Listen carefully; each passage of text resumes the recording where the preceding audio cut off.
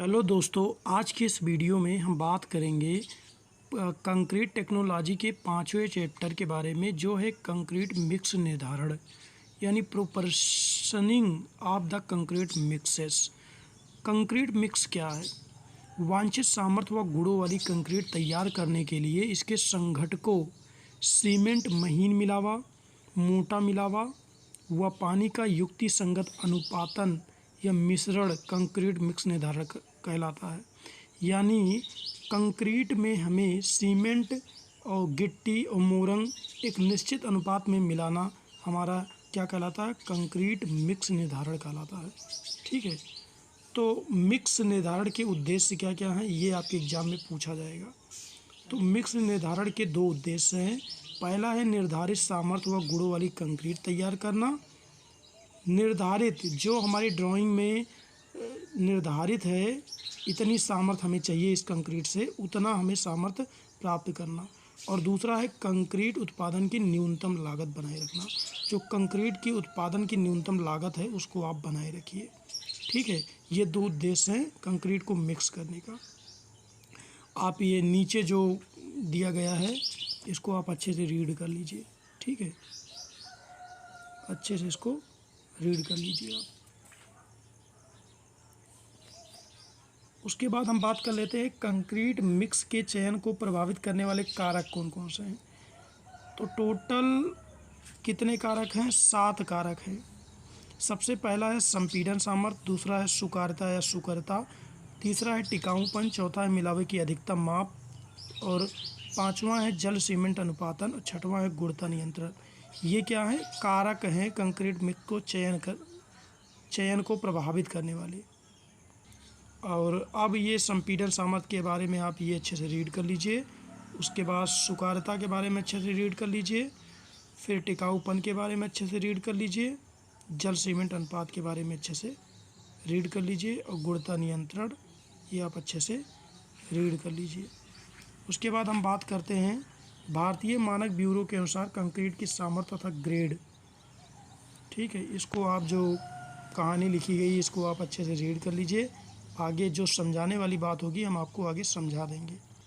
ये कंक्रीट के ग्रेड आपके सामने दिए गए हैं, आप देख लीजिए।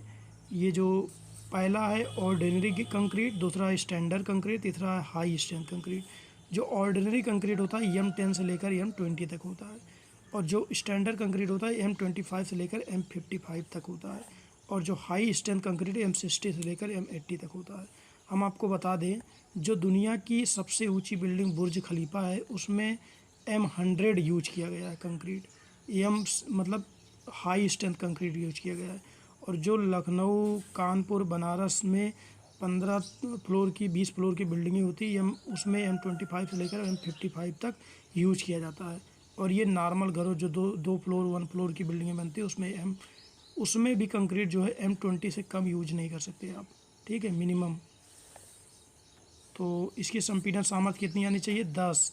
अगर M10 है तो इसकी 10 न्यूटन पर mm स्क्वायर आना चाहिए। अगर 60 है तो 60 न्यूटन पर mm स्क्वायर आना चाहिए। ठीक है, बाकी आप ये नीचे दिया गया गाथा आप देख लीजिए।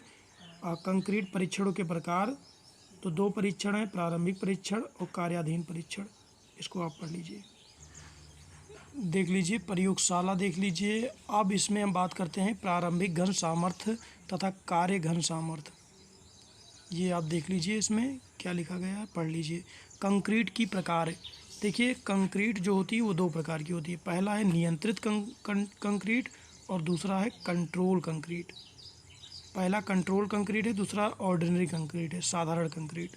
ठीक है, जो नियंत्रित कंक्रीट होती है काफ़ी बेहतर होता है, लेकिन इसमें एक अच्छे इंजीनियर की ज़रूरत पड़ती है। जो साधारण कंक्रीट होती है नॉर्मल 1 फ्लोर 2 फ्लोर की जो कॉन्ट्रैक्टर लोग बनाते हैं उसमें जो है साधारण कंक्रीट यूज होती है। अब नियंत्रित कंक्रीट क्या होती है इसके बारे में आप देख लीजिए।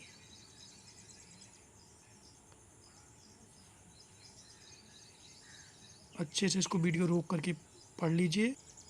ठीक है, ये बताया गया है नियंत्रित कंक्रीट के बारे में। ठीक है,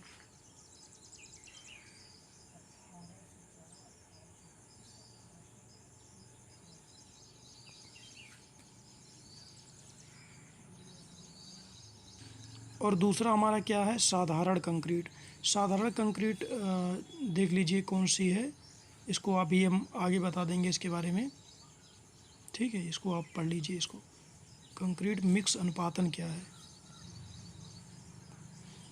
ठीक है। तो कंक्रीट को मिक्स करने के दो मेथड हैं। पहला क्या मेथड है, डिजाइन मिक्स कंक्रीट, और दूसरा नॉमन मिक्स कंक्रीट, ठीक है। और डिजाइन मिक्स कंक्रीट क्या होती है, इसके बारे में आप देख लीजिए, इसको वीडियो रोक करके अच्छे से पढ़ लीजिए। इसमें जो होता है वो प्रयोगशाला परीक्षण पहले किया जाता है कंक्रीट का, उसके बाद उसको साइड पर अलाउ किया जाता है डिजाइन मिक्स कंक्रीट वाले में। और नॉर्मल मिक्स जो कंक्रीट होती है, इसमें साधारण तरीके से भार या आयतन के हिसाब से मेजरमेंट करके इसको हम कंक्रीट तैयार करवा देते हैं। ओके, ठीक है। आप इसको देख लीजिए अच्छे से। ये ग्रेड दिया गया है, M5 ग्रेड जो है, इसका क्या अनुपात होना चाहिए, 1:6:12।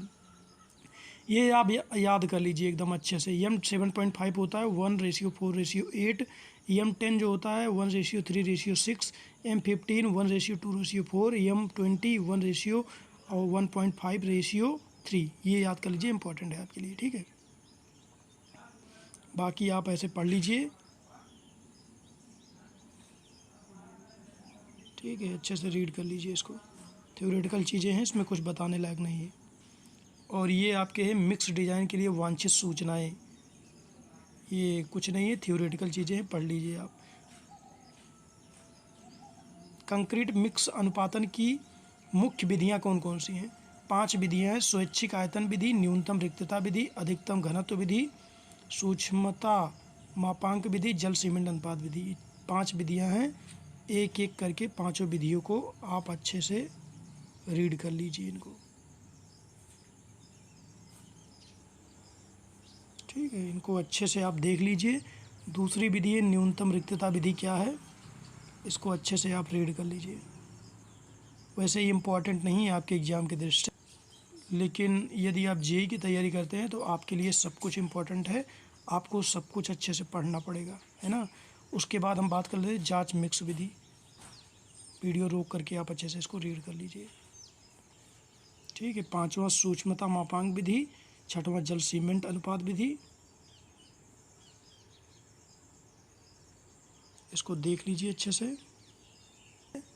अब ये बताया गया है कंक्रीट मिश्रण के लिए जल की मात्रा कितनी रहेगी। अब आप कंक्रीट तो मिक्स कर रहे हो, तो उसके लिए हमें जल भी पता होना चाहिए, कितना जल हमें डालना है।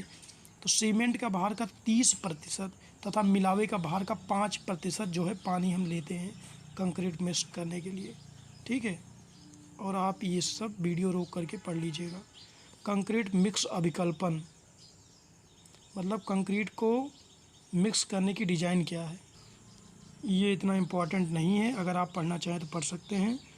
एक एग्जाम्पल दिया गया है, इसको भी आप अगर पढ़ना चाहें पढ़ सकते हैं, ठीक है।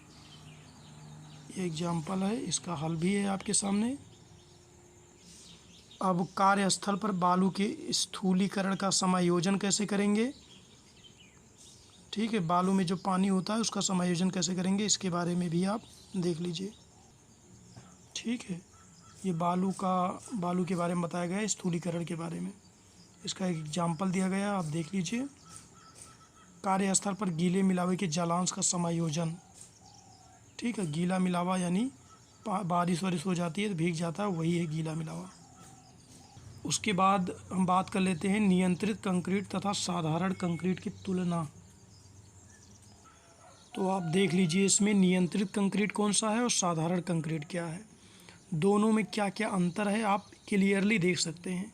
नियंत्रण इसमें कैसा होता है और इसमें कैसा होता है, सामर्थ्य इसकी कितना होती है, ग्रेड इसका कितना होता है, संघटक क्या होते हैं इसके, मिक्स क्या होता है, उपकरण क्या होता है, श्रमिक कितने लगते हैं, कैसे लगते हैं, उपयोग कैसा होता है, उत्पादन लागत क्या होती है, दोनों में अंतर देख लीजिए। और ये आपके BTUP एग्ज़ाम से रिलेटेड है, ये आपके एग्ज़ाम में पूछा जा सकता है, पक्का एक क्वेश्चन आएगा आपके एग्ज़ाम में। उसके बाद हम अपने इस चैप्टर के लास्ट टॉपिक के बारे में बात कर लेते हैं, उच्च सामर्थ्य वाली कंक्रीट मिक्स का विकल्पन। जो हमारे बुर्ज खलीफा और बड़ी बड़ी बिल्डिंगें हैं उनकी उच्च सामर्थ्य वाली कंक्रीट का जो हम मिक्स डिज़ाइन करते हैं कैसे करते हैं उसके बारे में बताया गया है, आप देख लीजिए, अच्छे से इसको रीड कर लीजिए।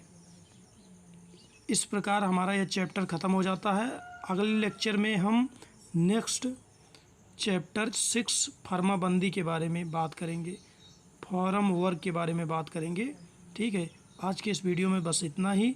तब तक हमारे इस चैनल को सब्सक्राइब कीजिए, इस वीडियो को लाइक कीजिए, अपनी राय कमेंट बॉक्स में ज़रूर लिखिए और जय हिंद जय भारत।